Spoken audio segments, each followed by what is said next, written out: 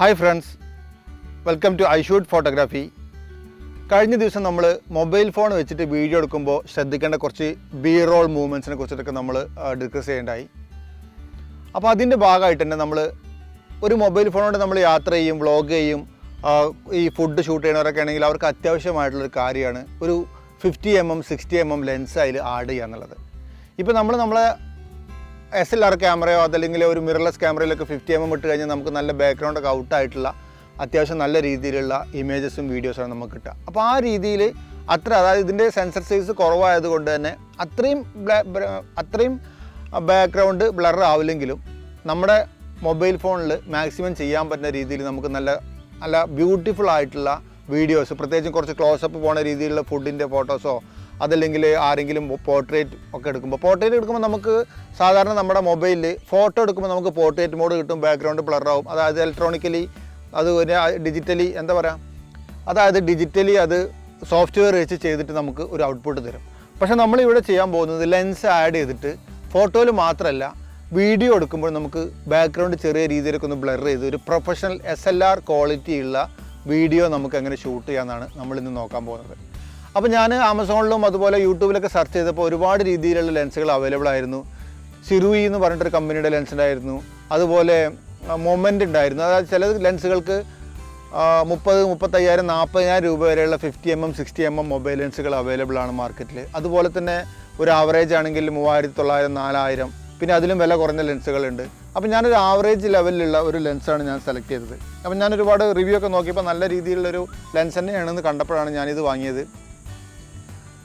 സിഗ്നി അങ്ങനെ വായിക്കാൻ തോന്നുന്നു. എന്തായാലും ഈ ലെൻസാണ് ഞാൻ വാങ്ങിയത്. ഈ ലെൻസിൻ്റെ ആമസോണിലെ റിവ്യൂ ആയാലും യൂട്യൂബിലൊക്കെ റിവ്യൂ ആയാലും എനിക്ക് കൊള്ളാൻ തോന്നിയത് കൊണ്ടാണ് ഞാൻ വാങ്ങിയത്. ഞാൻ ഉപയോഗിച്ച് നോക്കി, കുറച്ച് ഷോട്ടുകളൊക്കെ എടുത്ത് നോക്കി, വലിയ കുഴപ്പമില്ലാത്ത രീതിയിലുള്ള ഒരു റിസൾട്ടാണ് ഈ ലെൻസ് തരുന്നത്. അപ്പോൾ ഇത് വന്നത് ഒരു ബോക്സിലാണ്. നമുക്ക് ബോക്സ് തുറന്നിട്ട് എന്തൊക്കെയാണ് ബോക്സിലുള്ളത് അവൈലബിൾ എന്നുള്ള സാധനങ്ങളൊക്കെ നോക്കാം. അപ്പോൾ ബോക്സ് നല്ല ഒരു വാച്ചൊക്കെ വാങ്ങുന്ന പോലത്തെ നല്ലൊരു ക്വാളിറ്റിയുള്ള ബോക്സാണ്. കാരണം എന്തായാലും 4,000 രൂപ അവർ നമ്മുടെ നിന്ന് ചാർജ് ചെയ്യണമാണല്ലോ. അതിൻ്റെ ഉള്ളിൽ ഒരു പൗച്ച് വരുന്നുണ്ട്, പിന്നെ അതിൻ്റെ കുറേ ബുക്കും താലികളും ചാർത്തൊക്കെ വരുന്നുണ്ട്. അപ്പോൾ ഇതാണ് അതിൻ്റെ ഒരു നമുക്ക് യൂസ് ചെയ്യാൻ എപ്പോഴും കൊണ്ടുനടക്കാൻ പറ്റിയ രീതിയിലുള്ള ഒരു പൗച്ച്. ആ പൗച്ചിൽ വരുന്നത് ഒരു ക്ലിപ്പ് വരുന്നുണ്ട്. നമുക്കിതിമേ ലെൻസ് ആഡ് ചെയ്തിട്ട് മൊബൈലിൽ ക്ലിപ്പ് ചെയ്യാൻ വേണ്ടിയിട്ട് ഒരു ക്ലിപ്പ് വരുന്നുണ്ട്. പിന്നെ നമ്മളെ ലെൻസ് ഒരു പ്രൊട്ടക്റ്റീവായിട്ടുള്ള ഒരു ചെറിയൊരു കുട്ടി സഞ്ചിയിലാണ് വരുന്നത്. ലെൻസ് വരുന്നുണ്ട്, അതുപോലെ ഒരു ക്ലിപ്പ് നമുക്കിത് പിന്നെ തൂക്കി നടക്കാനും നമ്മൾ ആരെയും തൂക്കാനൊക്കെ ആയിരിക്കാം ഒരു ക്ലിപ്പും ഒരു ഹുക്ക് ഇതിലുണ്ട്. ഇത്രയും സാധനങ്ങളാണ് ഈ പൗച്ചിലുള്ളത്. അത്യാവശ്യം നല്ല ക്വാളിറ്റിയുള്ള രീതിയിൽ തന്നെയാണ് പൗച്ച് ഉണ്ടാക്കിയിട്ടുള്ളത്. അപ്പോൾ ഇതാണ് ലെൻസ്. ഈ ലെൻസിൽ മെറ്റൽ ലെൻസാണ്. നമുക്ക് തുറക്കുമ്പോൾ തന്നെ അതിൻ്റെ സൗണ്ട് കേട്ട് അറിയാൻ പറ്റും. മെറ്റൽ ഉണ്ടാക്കിയിട്ടില്ല, അത്യാവശ്യം കണ്ടാൽ നല്ല ഹൈ ക്വാളിറ്റി ഉള്ള പോലത്തെ ഒരു ലെൻസ് തന്നെയാണ്. അത് നമുക്ക് ഈ ക്ലിപ്പിൽ നമുക്ക് ആഡ് ചെയ്തിട്ടാണ് നമ്മളെ മൊബൈലിൽ യൂസ് ചെയ്യുക. അപ്പോൾ നമുക്ക് ജസ്റ്റ് ഒന്ന് ആഡ് ചെയ്തിട്ട് നോക്കാം. സാധനങ്ങളൊക്കെ ഒന്ന് ഇവിടെ ഇരിക്കട്ടെ.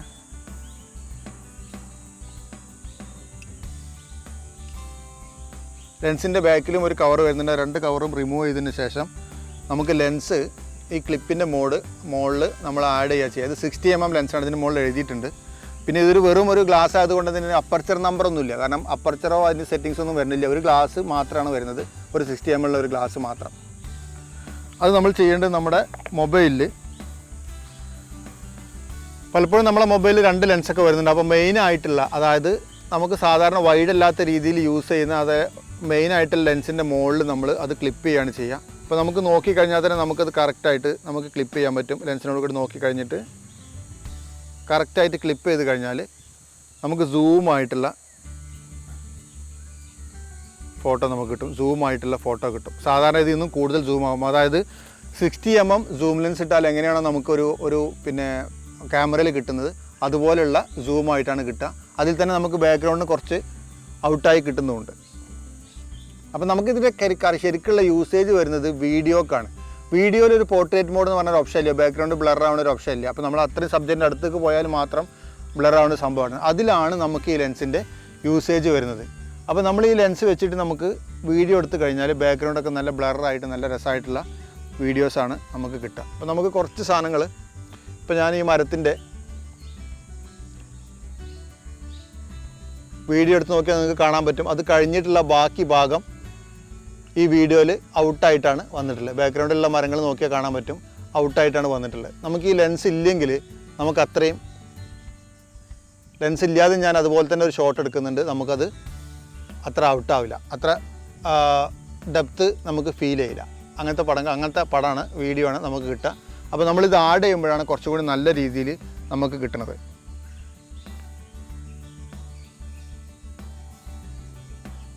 പിന്നെ നമ്മൾ ഈ ലെൻസ് ആഡ് ചെയ്യുമ്പോൾ നോക്കണം, നമ്മൾ കറക്റ്റായിട്ട് ലെൻസിൻ്റെ മുകളിൽ തന്നെ പ്ലേസ് ചെയ്യണം.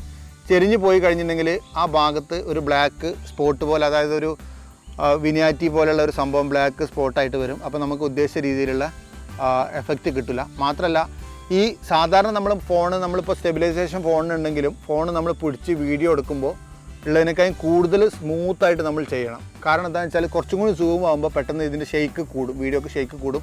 അതുകൊണ്ട് തന്നെ നമ്മൾ ശരിക്കും പിന്നെ കയ്യിലൊക്കെ ലോക്ക് ചെയ്ത് മൊബൈൽ പിടിച്ചിട്ട് നമുക്കിത് വീഡിയോ എടുക്കാൻ. ഓക്കെ, അപ്പോൾ ഞാനെടുത്ത കുറച്ച് വീഡിയോസ് ഇതിൻ്റെ വീഡിയോൻ്റെ ബാക്കി ഞാൻ കുറച്ച് പോസ്റ്റ് ചെയ്യാം, കുറച്ച് ഫോട്ടോസും വീഡിയോസും ഞാൻ പോസ്റ്റ് ചെയ്യാം. ഇപ്പോൾ ഞാൻ ആദ്യമായിട്ട് പോസ്റ്റ് ചെയ്യുന്നത് എൻ്റെ ഒരു സാധാരണ ഫോൺ പോക്കോ, നിങ്ങൾക്കറിയാം പോക്കോ F1 എന്ന് പറഞ്ഞാൽ 15,000 രൂപയ്ക്ക് താഴെയുള്ള സാധാരണ ഫോൺ വെച്ചിട്ടാണ് ഞാൻ ഷൂട്ട് ചെയ്യുന്നത്. അതുപോലെ തന്നെ എൻ്റെ കയ്യിലൊരു ഐഫോൺ ഉണ്ട്, അതിലും ഷൂട്ട് ചെയ്യാം. റിസൾട്ടുകൾ ഞാൻ അതിൻ്റെ താഴെ ഈ വീഡിയോ കഴിഞ്ഞിട്ടിടാം. അപ്പോൾ നിങ്ങൾക്ക് പിന്നെ വീഡിയോ ഇഷ്ടപ്പെട്ടാൽ സബ്സ്ക്രൈബ് ചെയ്യുക, ഷെയർ ചെയ്യുക. അതുപോലെ ഈ പിന്നെ ലെൻസ് ആമസോണിലൊക്കെ ലഭ്യമാണ്. അപ്പോൾ നിങ്ങൾക്ക് ഈ ലെൻസ് മാത്രമല്ല, ഇതുപോലത്തെ 60mm 85mm ലെൻസുകൾ സെർച്ച് ചെയ്ത് ഒരുപാട് ലെൻസുകൾ കിട്ടും. അത് നമുക്ക് നല്ല രീതിയിൽ ആഡ് ചെയ്ത് കഴിഞ്ഞാൽ നമ്മളെടുക്കുന്ന വീഡിയോക്ക് കൂടുതൽ ക്വാളിറ്റി, നമ്മൾ ഔട്ട്പുട്ടിന് കൂടുതൽ ക്വാളിറ്റി കിട്ടും. So thank you so much.